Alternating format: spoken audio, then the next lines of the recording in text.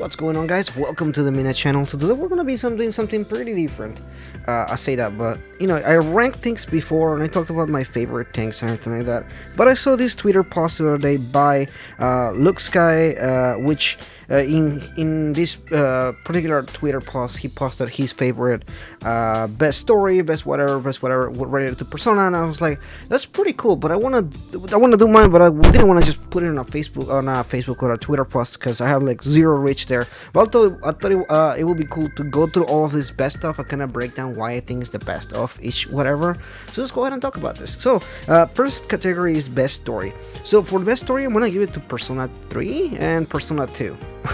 They're gonna share this best stuff. Why Persona 3? Well, Persona 3, I feel like it has a pretty good and interesting storyline.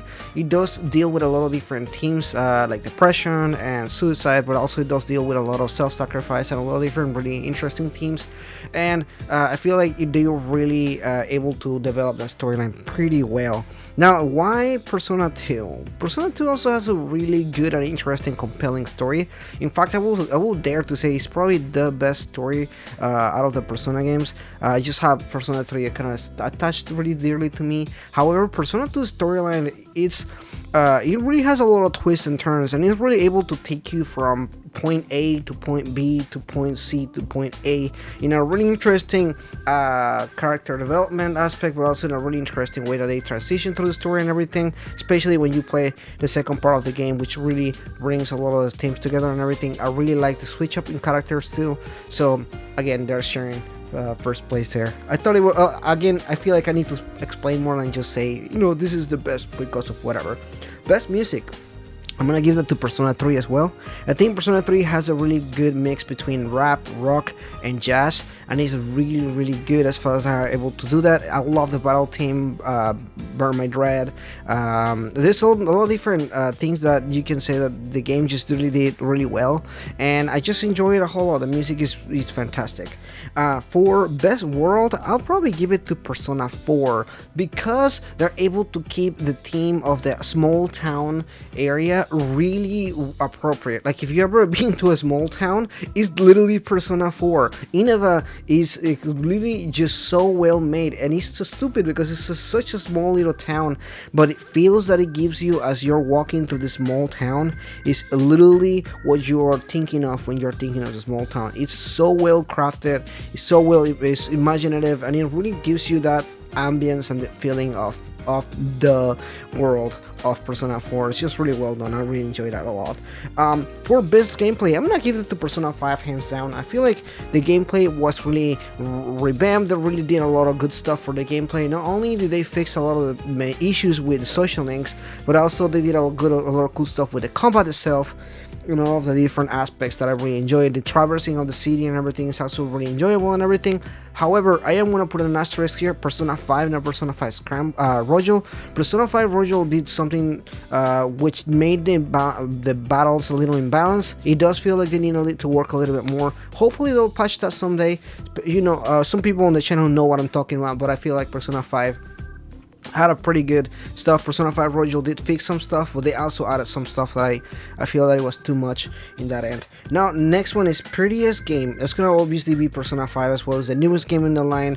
It does have some really good cutscenes, some really well done anime cutscenes, but also the 3D aspects of everything of the game. It's really well done. The transition between 3D and 2D feels really natural and feels really good.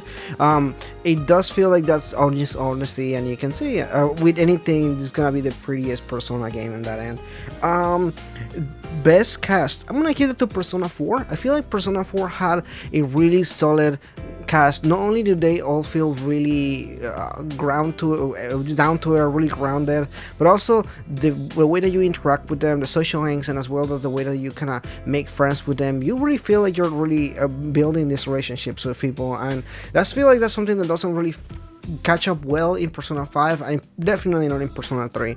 Persona Persona 4 had a really good cast. Noted addition here, Persona 1 and 2 have also really good cast.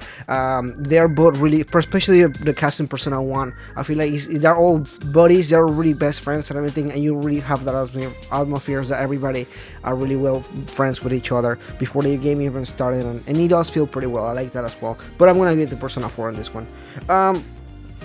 Best combat, I literally just talk about it in gameplay. I'm gonna give it to Persona 5 as well. However, I do want to say again that I feel like the Persona 5 Royal made it really easy for the game, so maybe ranking up the difficulty a little bit, or maybe taking out some stuff that made the game so easy that they grind and everything like that.